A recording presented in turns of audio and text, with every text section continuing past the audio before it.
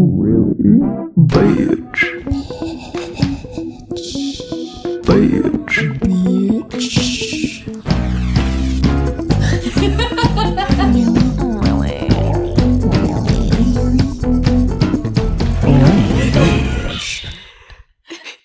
Hey, fellow disasters.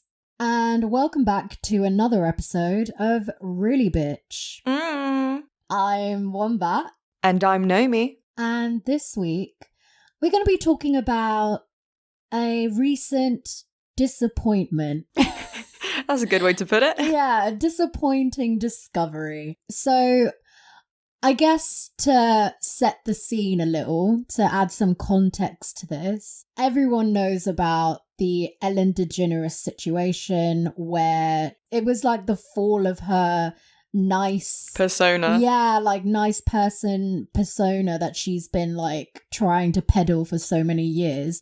And she faced multiple accusations of essentially fostering a really toxic workplace culture, right? Yeah, even if you didn't hear it in the conventional way, it was everywhere on social media because people were just memeing the fuck out of it and just basically making fake tweets being like, oh, I was an intern on the Ellen show and, you know, when she passed by me, she pushed me down a flight of stairs, you know, things like that.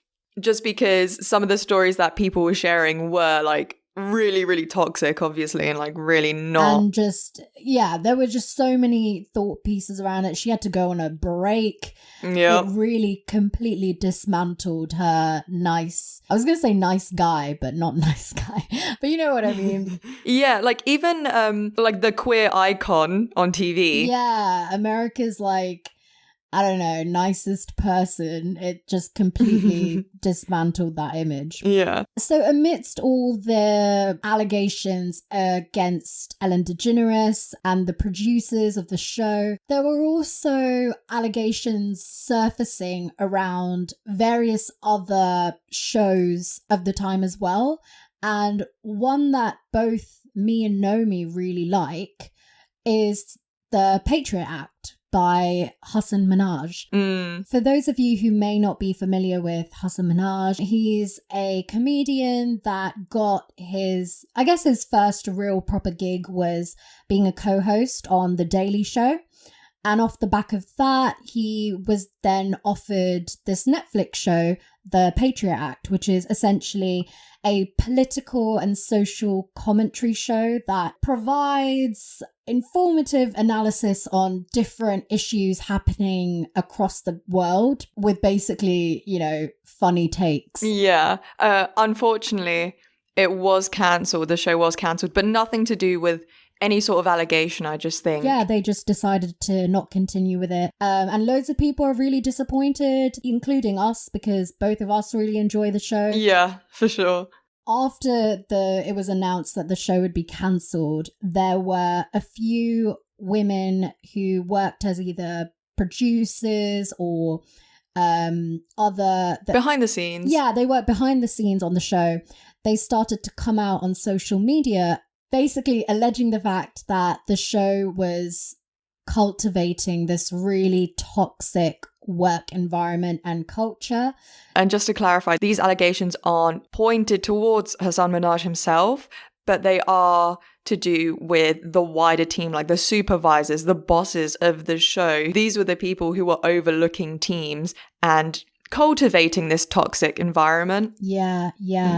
That being it is said, his show. It's his show. It's his face. Yeah, he's the face of the brand, essentially, right? So there is still a responsibility there to address and to come out, and I don't know how you could really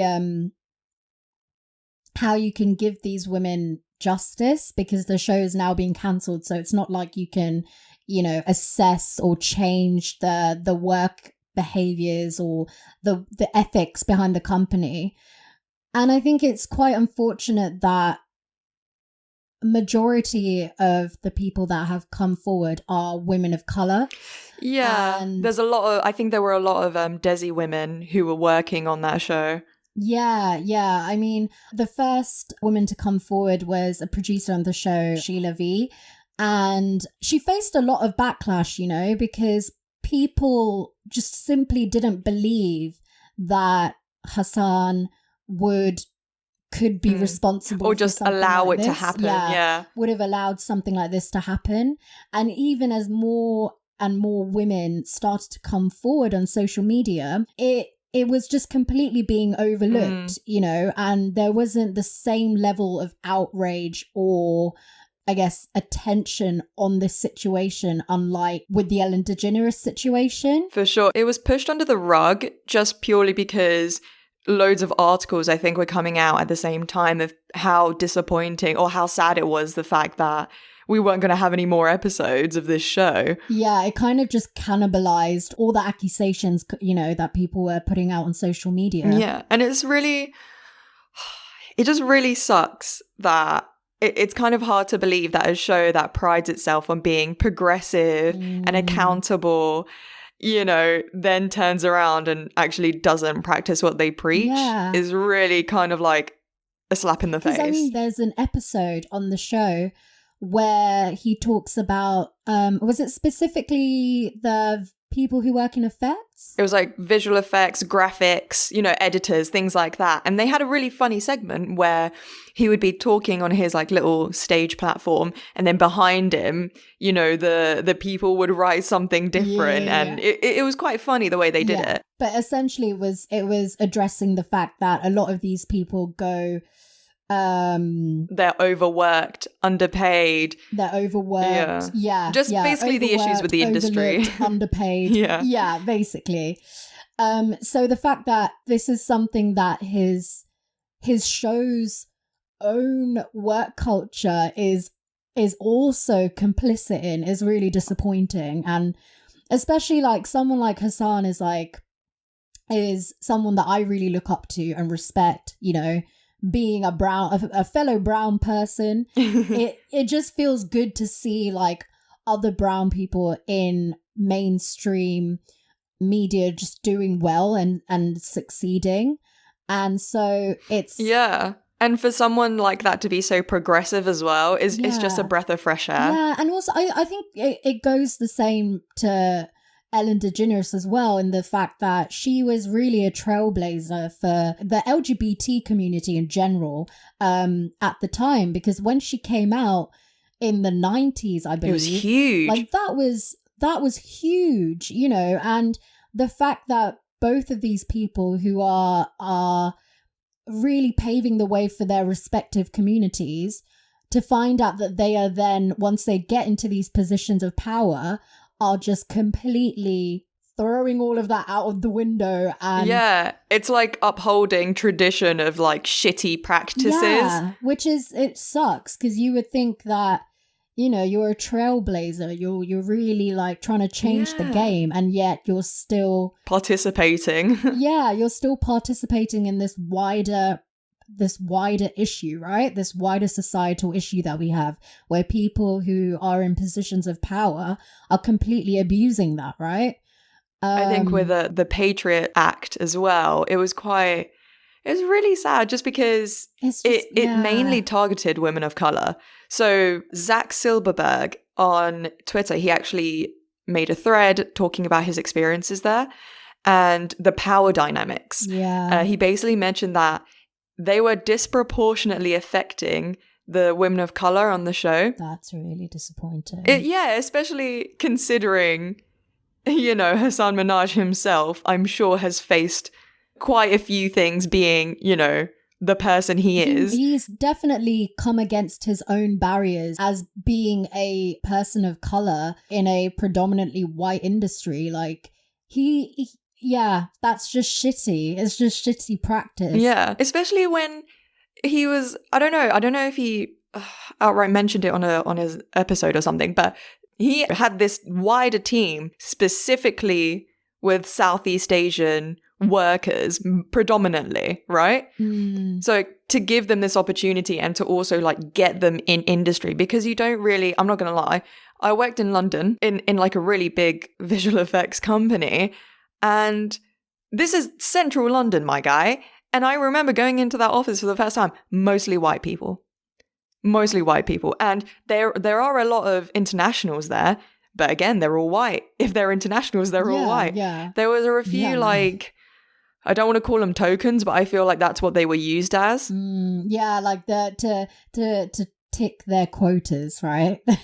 Yeah, and it's ridiculous because 700 people at the time, obviously working there, they had every single chance, and it was still, I remember there would be moments I'd still be like, that's a bit weird that it's so, I don't know, like they're so low compared to all of the other white people here. Even looking at because I mean, technically, Hassan's show it's like a late night talk show, I guess, to an extent. If it had to be like categorized, I think that's what it would come under as. Yeah. Even if you just look at it in the wider spectrum of like late night talk show hosts, it is white men and then Hassan Minhaj. So the fact that I don't know, it's just really disappointing because you're rooting for him.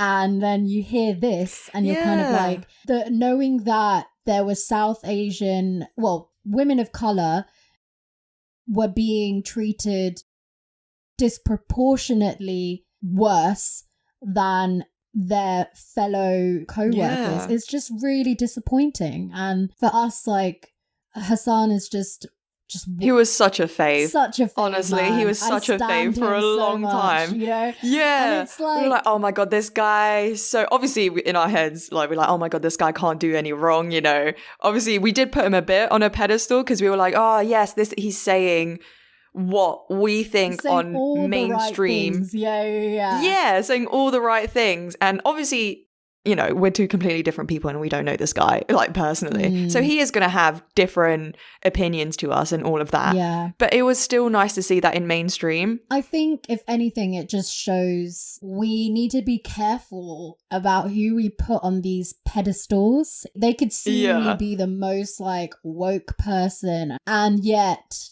behind closed here doors, we are. We don't know what they get up to. Yeah, here we are. And so we need to be really careful about who we sort of who we like proper stand so hard, and like it's hard though. It's a really you don't hard really know until allegations come out. Basically what we're saying is you can't trust nobody. Hell no. Everybody be shit. I completely get, like, if you put someone on a pedestal and they just had a bad day and they were a dick, fine, we understand that everyone has bad days. But for something, okay, like we said, there were no allegations towards Hassan Minhaj himself, but it was still his face and his show. So he should have been more involved with the team in the background. He should have been... Rather than let that... He should have been rather than just let it continue. Yeah. And you know what? I think what's worse as well is he has not since made any formal statements or, come out about it online. Not even acknowledging the people he worked with.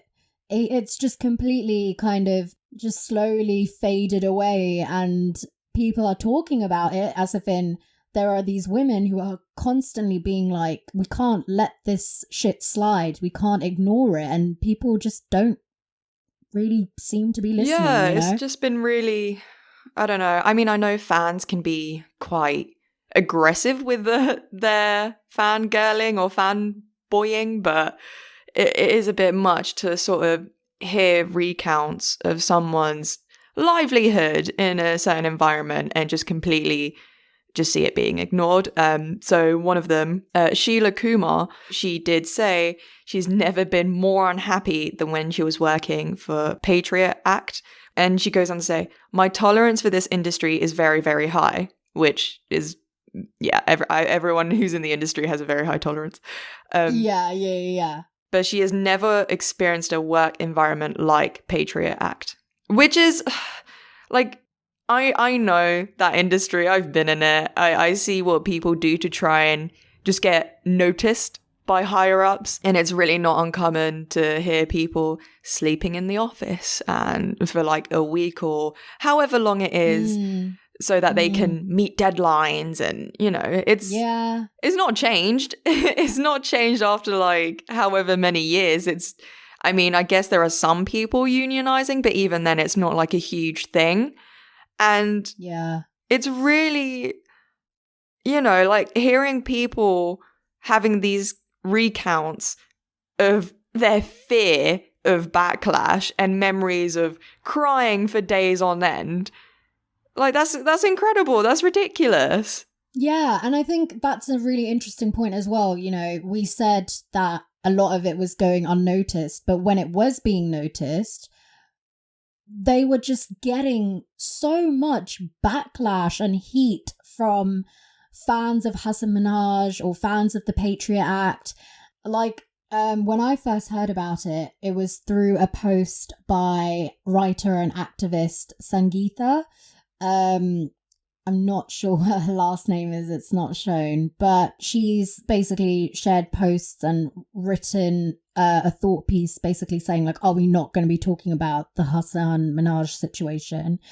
And I remember reading the comments off the back of that, and so many people are like, oh, what do you mean toxic work environment? Like, what exactly happened? Like, what actually happened though? Like, where's the proof? Like, and they're like, people aren't talking about it because you haven't really given any evidence or whatever.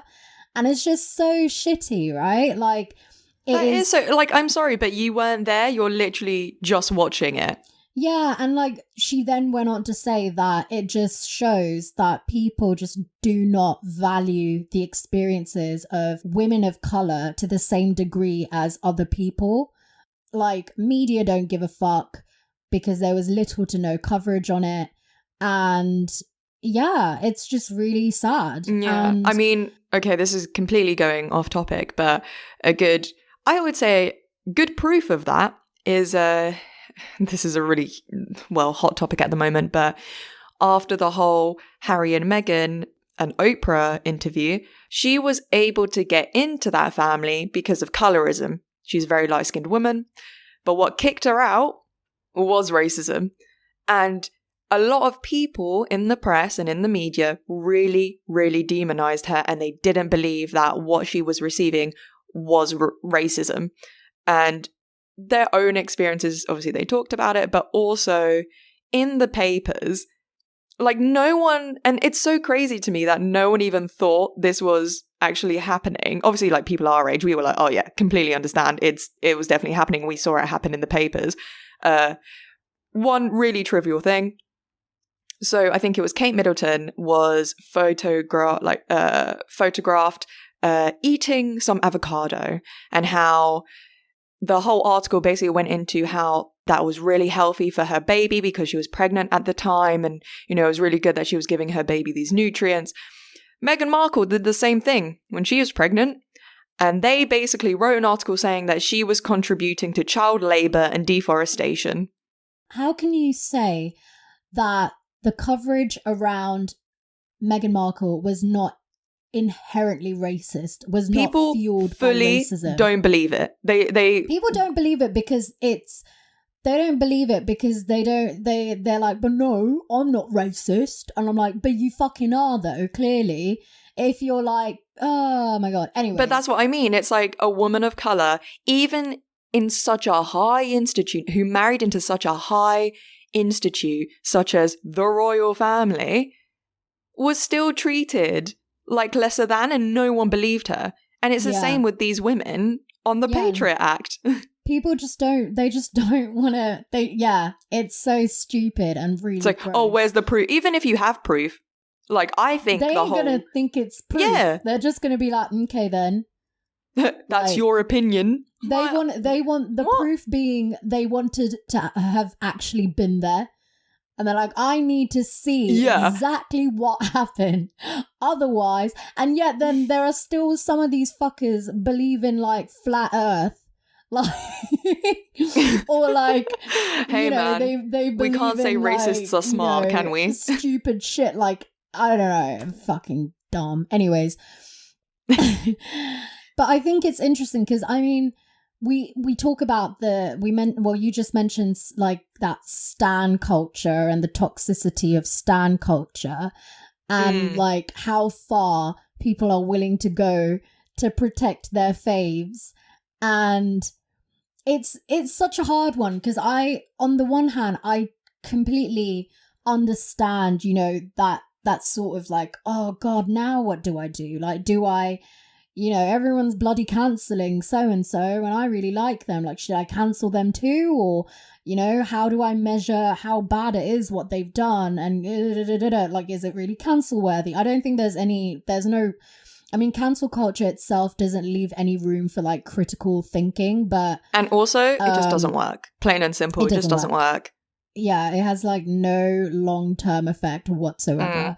But I remember like, so for instance, an example being a Korean pop singer that I really like called Jaejung. During the early stages of the pandemic and COVID, I think it was like for April Fool's Day, he stupidly basically put out a post being like, I've got coronavirus. And obviously that alarmed a lot of fans and people were like, what? Oh my God, this is horrible. Only for him to later come out and be like, aha, April Fools. Lol. And everyone was just like, nah, fucking cancel Kim Jaejung. Are you fucking kidding me? And I was like, well, I remember when I saw that and I was kind of like, that is such a stupid, tone-deaf, insensitive joke. Oh, yeah. But I don't know. But then again, I don't know if it's because I'm being biased, because I, you know, really respect him and really like him as an artist and he means a lot to me. I don't know if that's why I'm like, oh, I'm not cancelling him. I just think, you know, it was a stupid mistake. And he's, you know, put out an apology and he's kind of done his like, I mean, he's kind of seen, like he's been punished to an extent because he'd had shows or like TV appearances being cancelled because of what he'd said, and he kind of had to lay low for a bit, you know, the typical stuff really. But I don't know. I see that different. I don't know. It was like, it is different because it's like different degrees of like shittiness. Yeah. I don't know. Like I understand making a mistake and a really tone deaf mistake, but that's not like he literally took to his social media and did that by himself. It's not like he had a team of people just being dicks to each other and being dicks to employees. And, you know, in that moment, he didn't have a team around him being like, oh, yeah, go on, post it.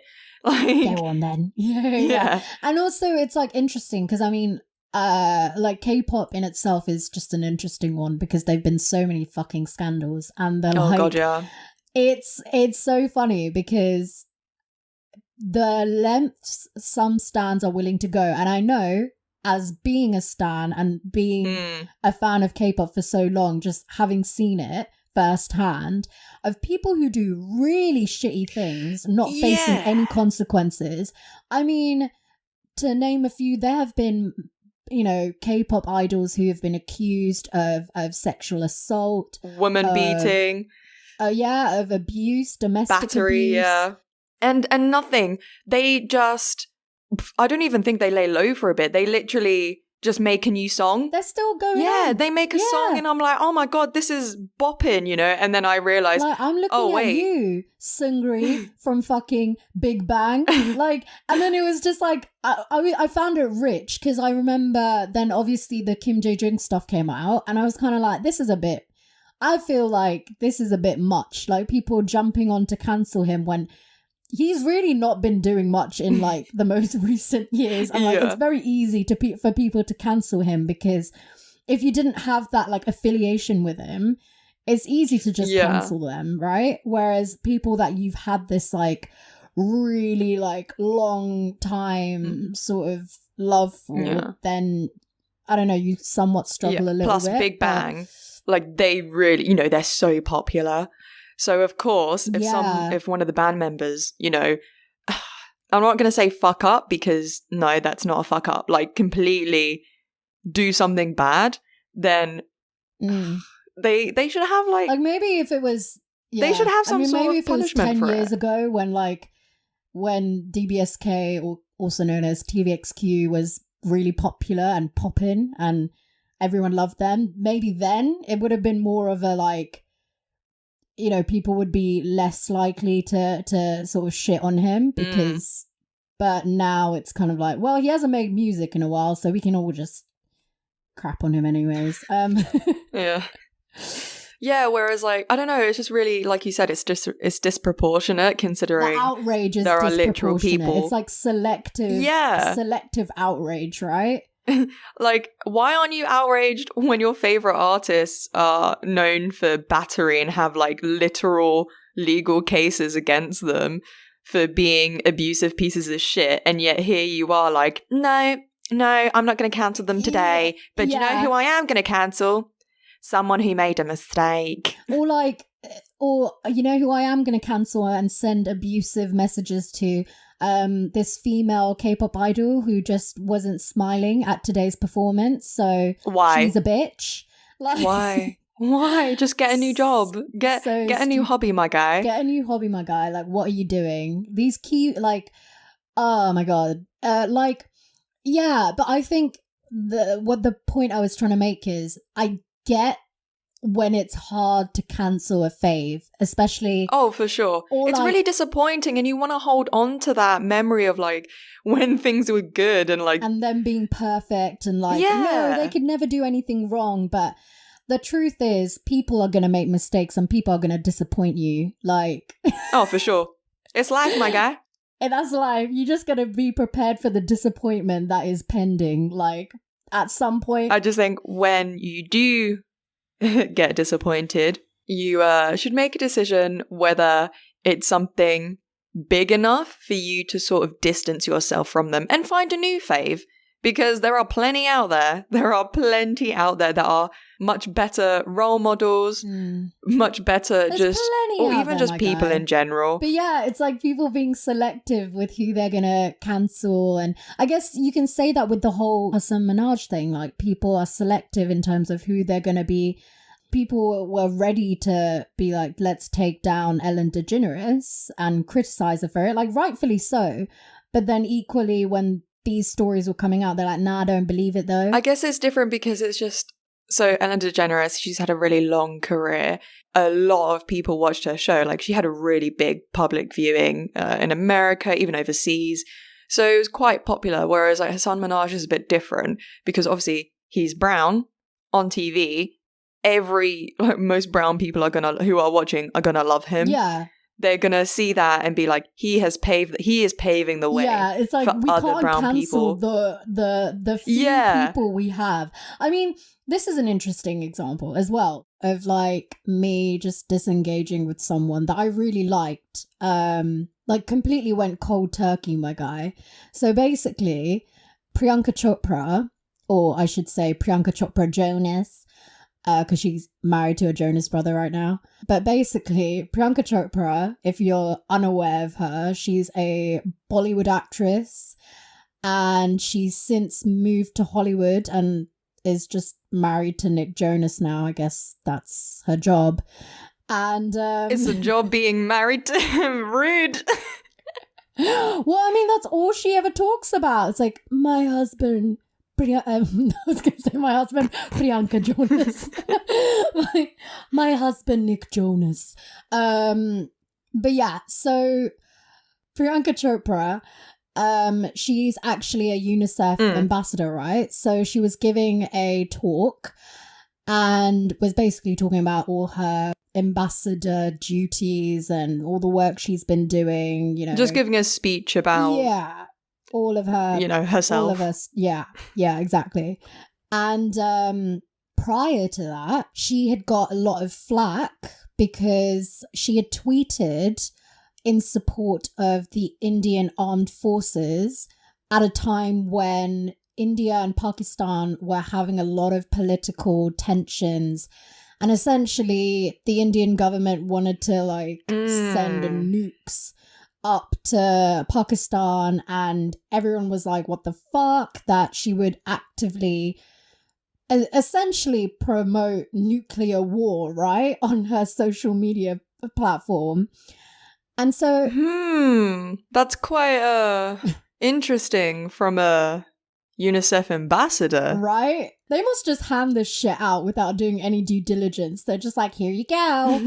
But yeah, so at the event, a member of the audience, when asked during the Q&A session, she stood up and she's Pakistani American, And she basically asked Priyanka flat out, like, you know, don't you find it hypocritical that you're here talking about peace and yet you tweeted in favor of nuclear war? Oof. And obviously being bombarded like that, you are going to be thrown off guard because you probably were not prepared for that, right? So I can understand your words not being as polished, or maybe, you know, because you don't have a PR team basically writing it out for you.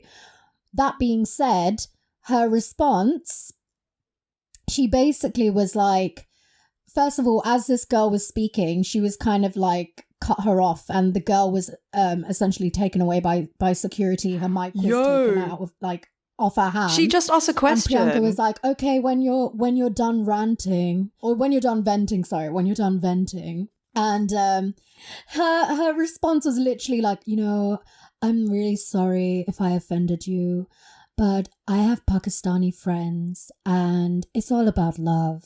It's all about love. And I'm just there like... What does that mean, though? Right? What does that mean when you're, like, advocating for nuclear war, though? Do you know what I mean? Like, the fact is, make your stance clear. She's not attacking you, my guy. She's basically calling out the hypocrisy of the fact that you're literally talking about peace, and yet, you know, not too long ago, you were basically in support of a war. And basically promoting violence on your social media platform. And so after that, I had to disengage completely. Like, I unfollowed her on social media. I just couldn't, because it was just like, oh, I really respected you. Yeah, that's fair. And actually your response was quite childish and immature, and I thought you were above that, because she's basically, when she moved to Hollywood, she talked about the racism that she experienced, and, you know, the fact that it is really hard. I mean, making the jump from Bollywood to Hollywood as well is like quite... And like, it's really hard for an international actor or actress to break Hollywood. It is difficult. It doesn't matter how big you are in your own country. Western audiences, essentially, they're like, no, each to their own, really. So it's like super hard for you to break through. So the fact that she was able to was quite a pivotal moment, I guess, for Bollywood. But then, you know, she turned around and did this, and I'm like, no, we don't claim her. We don't claim her, honey. I've washed my hands of you.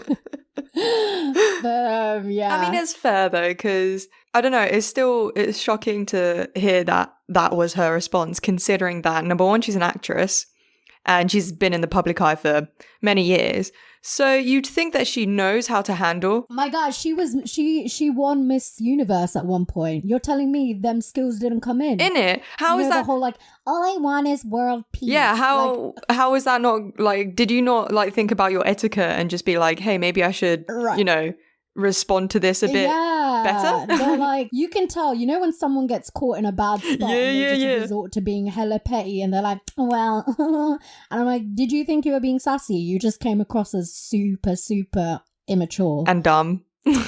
Like, if this is the thing though, it's not like she was hiding it. Like, she literally put it on her socials. So I don't get why she's coming across like, oh, it's all about love, man. It's all about love. Like, stop using your Pakistani friends as like a token. Like, that's not what they're there for. Legit. This is why it sucks though, like taking it back to Hasan Minhaj. Like with Priyanka, she literally posted that on her socials herself. You know, she admitted it, then she responded in that way at an event. That is very clear evidence, you know, whereas with Hasan Minhaj, there was no allegations towards him.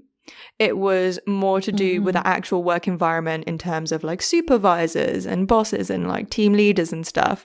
Yeah. So that's probably one of the reasons why he hasn't actually said anything about it. Because it's not anything it's not towards him. Like people haven't come out being like, oh yeah, he's a piece of shit. Yeah. But at the same time, it's his face. Show. You know, I mean, we said this before. It's his show. It's his name. It's his face. He has that responsibility to, you know, it would have been good if even if he's not, it's a difficult situation to navigate in any case, but even if he came forward to address the allegations and actually be like, I stand with these women coming forth with these allegations, that would have gone such a long way, because all the people that were giving these women backlash, like all these stans being like, we'll prove it. If he had actually addressed it, you know, just acknowledged it, really, I think that would have gone a long way. Yeah, just something. It's just a very disappointing situation. It is, because for someone, especially for like him, who's meant to be like, you know, he comes across as like super progressive and he wants to like educate and debunk people, like, you know, that was his goal for his show, you know, and to sort of hear that this is what's going on behind the curtains is kind of like, oh, like who can you trust? Like, obviously I'm not saying people are gonna be perfect. I'm not saying they gotta try and be. That's not the case. But you have to have some sort of responsibility, because it's not just you. You have like a whole team behind you. If it wasn't for those people, he wouldn't have had a show. Yeah. It's just like, it's also just like humbling yourself as well when you get to that position of power. It's really just taking a step back and just being a bit more appreciative, being a bit more, just humble, and like, I don't know. It's a shame. I just don't believe, right, that especially like in TV and film and stuff, when you're done for like the week or the day, or you're near close to like what, like end of a season or something, right? There ain't no way in hell that the team ain't gonna go, y'all want to get a beer? Yeah.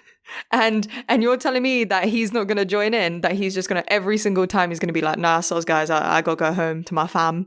Like, come on, you're gonna want to tell your team, need to go back to my baby. But like, yeah. But like, you know, there's gonna be a point, because you're going to have multiple chances to do that, obviously. And there's going to come a point where you are going to go out with your teammates and like your crewmates and be like, oh, well, thanks like so much, because, you know, this couldn't happen like without you guys. Like we all like really pushed through, you know, it's like it's a group effort. And I just don't believe that he didn't go out for a beer with them or whatever it was after work one day and not hear anything. Do you know what I mean? If it wasn't through their mouths, like, you know, directly, or just whisperings even through, of like, it, HR or like, you know, I just refuse to believe it wouldn't have. So this is the thing, though. It wouldn't have gone. It wouldn't have gone through HR, because you don't want to be the difficult employee. Yeah, I guess so. Like you said, I refuse to believe that there's no way he wouldn't have. Yeah, and it wasn't, just to make it clear, it wasn't just women, right? It was just people. Most of them were women, obviously, but people in the team, so dudes as well, were getting shat on. It was predominantly women of color, but they're not the only ones. That it goes much deeper than that. So I don't know. I just don't think you could have completely turned a blind eye to it. Yeah, you know? Unless there were assistants trying to keep it on the down low, like proper hushing it up. But I mean, I guess we'll never know, really. But I just hope. I'm not here saying people should listen to this episode and now cancel Hasan. No. Like, that's the last thing I want. I want the guy to succeed, you know. I do still respect him. I just think, you know, going forward, it'd be great for him in some shape or form to acknowledge or at least like create a more positive working environment on the next project that he works on. And for the women that came forward, I just hope they get some sort of closure. If they don't get justice, at least some form of closure, and then they also get the success that they deserve, really. Yeah, I hope that the next team they work in will be 100 times better, because there are genuinely good teams out there and good people out there in the industry. Yeah. And on that note, we really hope you guys had fun listening to us complain about our faves who are no longer faves. And you found it somewhat entertaining. Join us next time to see what has us saying really bitch. Yeah. All right. Bye. Really bitch. Bitch.